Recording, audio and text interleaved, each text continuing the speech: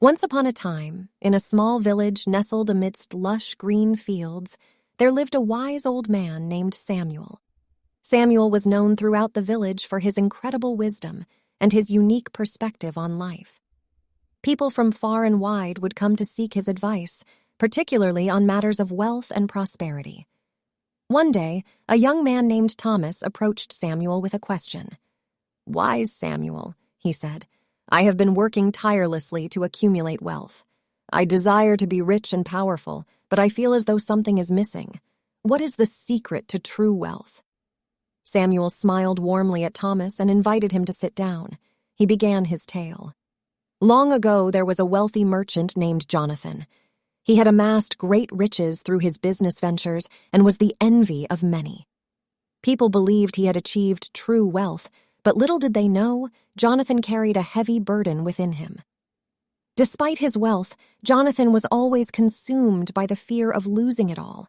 He hoarded his riches, never daring to spend them or share them with others.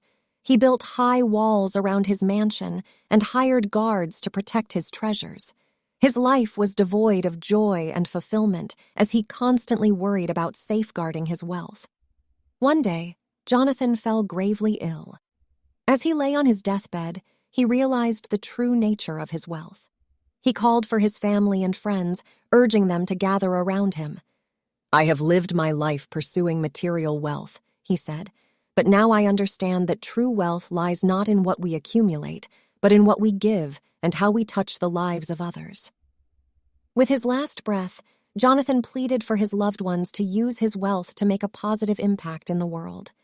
His family, moved by his words, established a foundation in his name, dedicated to supporting education and health care in underserved communities.